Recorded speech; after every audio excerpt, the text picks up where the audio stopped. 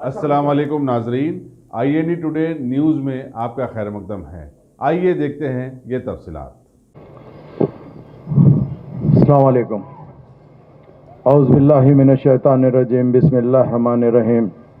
शह नशीन पे तशरीफ़ फरमा जनाब सैयद अहमद पाशा क़ादरी साहब, मोतमद उमूमी मजलिस इत्तेहादुल मुस्लिमीन व रुकन असम्बली याखुतपुरा, मेरे बड़े भाई जनाब मुमताज़ अहमद ख़ान साहब रुकन असम्बली चार मीनार, और आपके हल्के के रुकन असम्बली मोहम्मद मौज़म ख़ान साहब, रियाजुल हसन अफंदी साहब, और आज के जलसे के कन्वीनर जनाब सलीम साहब, मुबीन साहब, और शह नशीन पे तशरीफ़ फरमा मजलिस इत्तेहादुल मुस्लिमीन के कारपोरेटर्स और जितने भी मजलिस इत्तेहादुल मुस्लिमीन के सदर व मोतमदीन, उसके अलावा बुज़ुर्गों, दोस्तों, साथियों और पसा पर्दा बैठ कर सुनने वाली मेरी इज़्ज़त माँ और बहनों, आज का ये जलसा मजलिस इत्तेहादुल मुस्लिमीन के जानिब से एक एहतजाजी जलसा मनाया जा रहा है। आप लोग बखूबी वाकिफ़ है ये एहतजाज किस लिए किया जा रहा है। ये एहतजाज इसलिए किया जा रहा है क्योंकि हिंदुस्तान के अंदर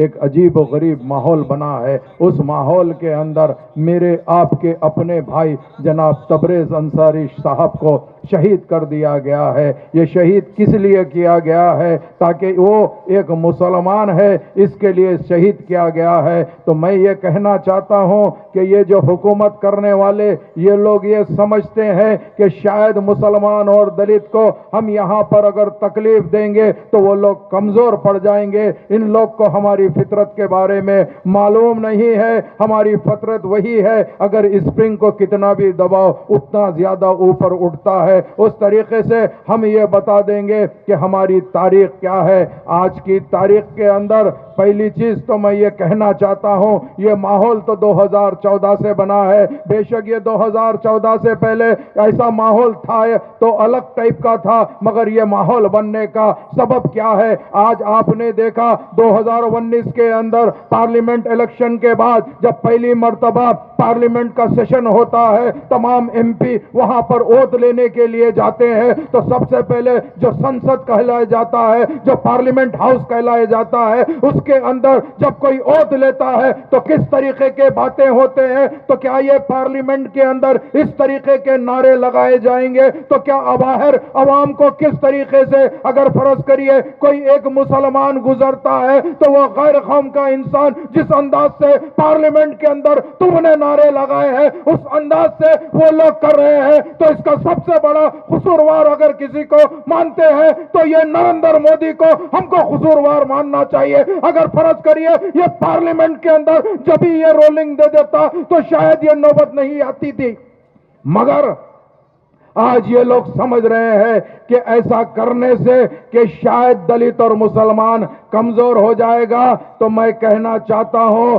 हमारी इस्लामी तालीमात हम जानते हैं इस्लाम में किस तरीके से तकलीफ दी गई थी, वैसे टाइम पे यहूदियों ने क्या क्या किया था, मगर उसके बावजूद भी हम कभी भी हमारे कलमे को नहीं छोड़े हैं। इंशाअल्लाह ताला ऐसे 10,000 भी तबरेज़ अंसारी के वैसे अगर लोगों के ऊपर तुम एहतजाज करोगे या उसके ऊपर जुल्म करोगे तो हम ये कहते हैं कि बेशक हम कुछ हो जाएंगे, हम हमारे कलमे को नहीं छोड़ेंगे। हमारा कलमा है ला इलाहा इल्लल्लाह मुहम्मद रसूलुल्लाह। हम ला इलाहा इल्लल्लाह मुहम्मद रसूलुल्लाह कहलाने वाले हैं। हम कोई दूसरी बात हमारे मुंह से नहीं कह सकते हैं, चाहे कुछ हो जाए हम बिल्कुल नहीं कह सकते हैं। मगर मैं आज को ये कहना चाहता हूं, आज ये है कि हमको टेररिस्ट कहते हैं, तो मैं हुकूमत करने वालों से एक सवाल ये पूछना चाहता हूं, क्या ये तबरेज़ अंसारी, पेलो खां,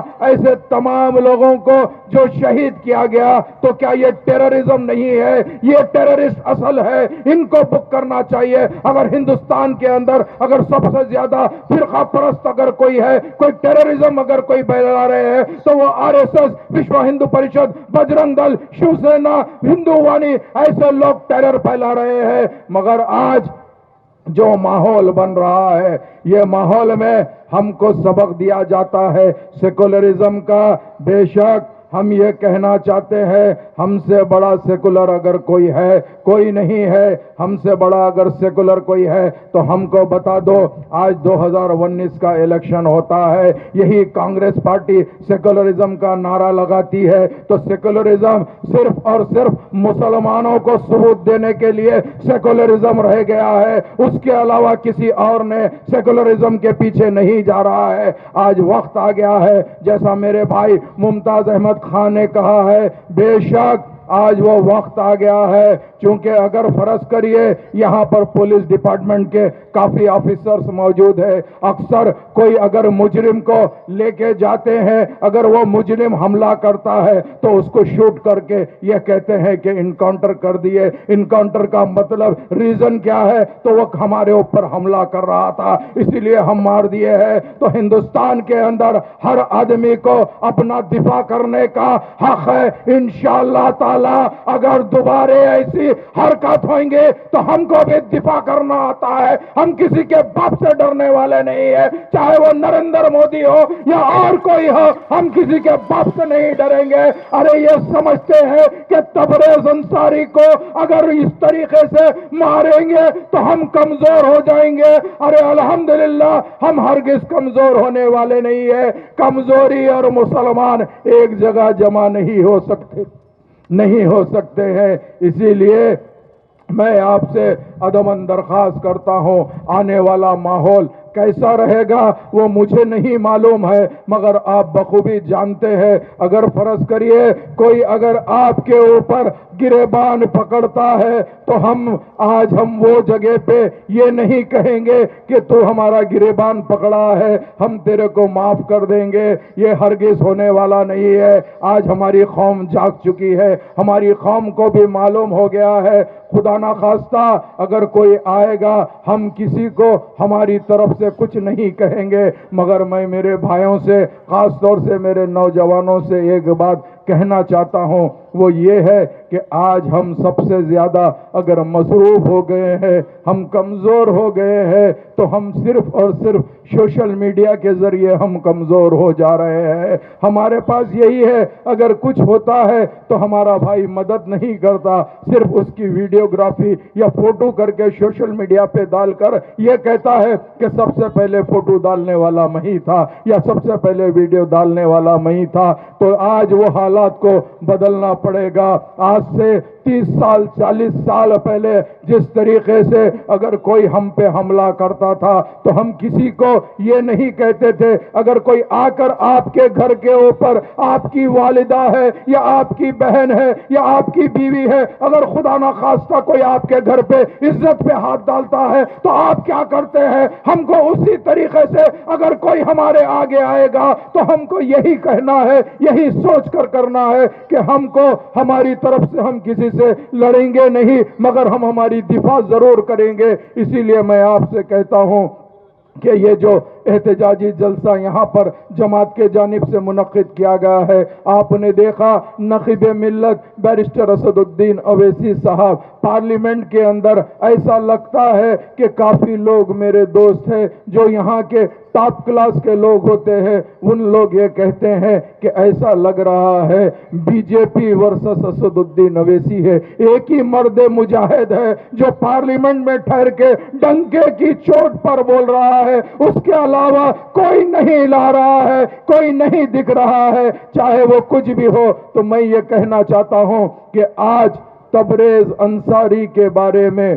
نہ صرف ہندوستان میں تھو تھو ہو رہی ہے بلکہ دنیا کے ہر کونے میں تھو تھو ہو رہی ہے، خاص طور سے UN کونسل کے اندر ہندوستان کا نام لے کر یہ کہا جا رہا ہے کہ ہندوستان کے اندر مسلمان اور دلت کو وہاں پر مارا جا رہا ہے، پیٹا جا رہا ہے۔ تو میں یہ کہنا چاہتا ہوں کہ ہندوستان کا جو نام اپنے آپ کو سیکولرزم پہ تھا، جو ہندوستان کا جو دستور بنا ہوا تھا، وہ دستور یہی تھا جس دستور کو بابا صاحب امبیڈکر نے بنایا تھا، ہر इंसान को जो जिस मजहब से ताल्लुक रखता है उन्हें अपने मजहब के हिसाब से चल सकता है। वही हिंदुस्तान था कि मैं हुकूमत करने वालों से ये कहना चाहता हूँ, हम वही हिंदुस्तान देखना चाहते हैं। हम ये हिंदुस्तान नहीं देखना चाहते हैं जो हिंदू राष्ट्र बनाना चाहते हैं, हरगिज नहीं बना सकते। हिंदू राष्ट्र बनाना इनके बस में नहीं है। अगर इनके बस में होता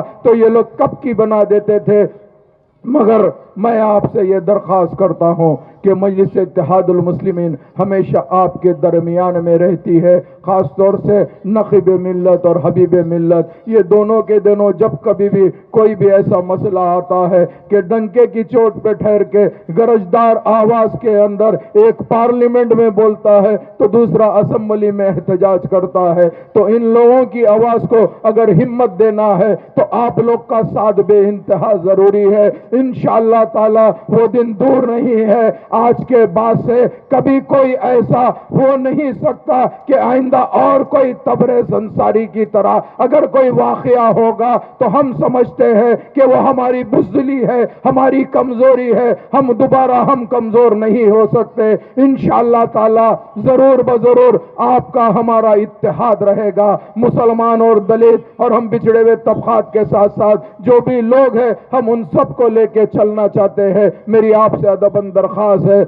मुत्तहिद रहिए, जमात का साथ दीजिए। आज ये मत सोचिए कि आज अगर तबरेज़ अंसारी के साथ हुआ तो कल किसी और के साथ होगा, बिल्कुल नहीं। इंशाअल्लाह ताला जब जमात जो फैसला करेगी, जिस तरीके से एहतजाज बोलेगी, आपको और हमको निकल कर एहतजाज करना है और नक़ीब मिल्लत और हबीब मिल्लत का साथ देना है। बहुत बहुत शुक्रिया।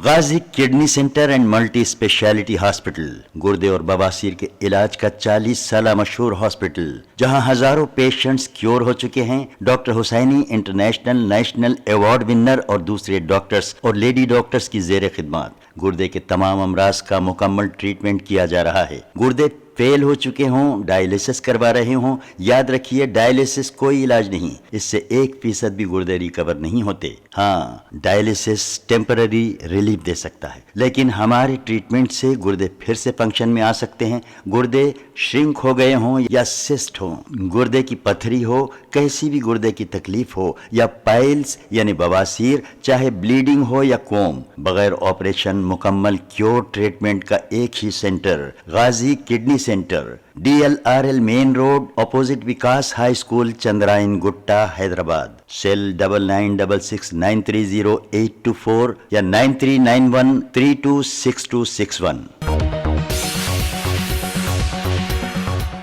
अगर आपने हमारे चैनल को सब्सक्राइब नहीं किया है तो आपको यहाँ सब्सक्राइब बटन दिख रहा है, उसे क्लिक करिए और सब्सक्राइब कीजिए और साथ ही साथ बेल आइकॉन को भी क्लिक करिएगा जिससे कि आपको ताज़ा अपडेट मिलते रहें।